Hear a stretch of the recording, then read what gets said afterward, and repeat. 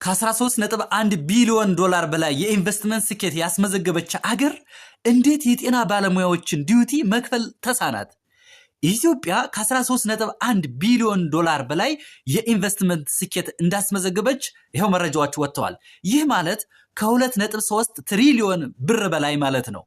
ነገር ግን ይህን ያህል የኢንቨስትመንት ስኬት ያስመዘገበች ሀገር እንዴት የጤና ባለሙያዎችን ዲዩቲ መክፈል ተሳናት? ኢትዮጵያ የጤና ባለሙያዎችን ዲዩቲ ላለፉት 7 ወራት ሳትከፍል ቆይታለች። ይህ ፓራዶክስ እንዴት ሊመጣ ቻለ? አንድ መንግስት ለማህበረሰቡ፣ ለህዝቡ፣ ለዜጋው የሚበጅ ነገር አድርጓል ብለን የምንገመግምበት አንድ ፍሬምወርክ አለ። ይህ ፍሬምወርክ ፐብሊክ ቫልዩ ፍሬምወርክ ይባላል። አንድ ተቋም፣ አንድ መንግስት የሰራው ስራ በጎ የሚበጅ ነው ለማለት 3 ነገሮች ላይ ትኩረት አድርጎ ይገመግማል። አንደኛው ፐብሊክ ቫልዩ ወይም ደግሞ የህዝብ ዋጋ ወይም እሴት ነው።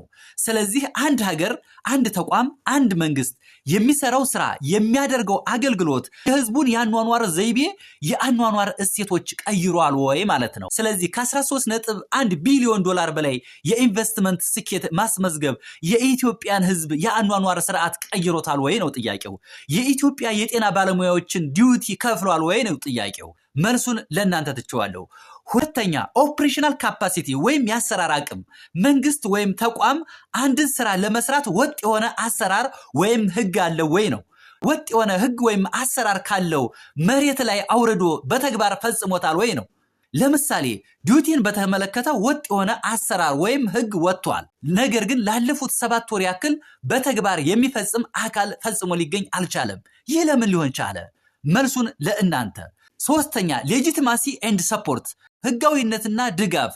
የአንድ ተቋም ወይም መንግስት ወይም ደግሞ ስርዓት በዜጎችና በአጋር አካላት ላይ ድጋፍ አለው ወይ ወይስ ደግሞ ቅቡልነት አለው ወይስ ደግሞ ተአማኒነት አለው ወይ ማለት ነው። ስለዚህ ይህ ከ13.1 ቢሊዮን ዶላር በላይ የተመዘገበ ስኬት ለመሆኑ በዜጎችና በአጋር አካላት ላይ ቅቡልነት አለው ወይ ወይም ደግሞ ተአማኒነት አለው ወይ?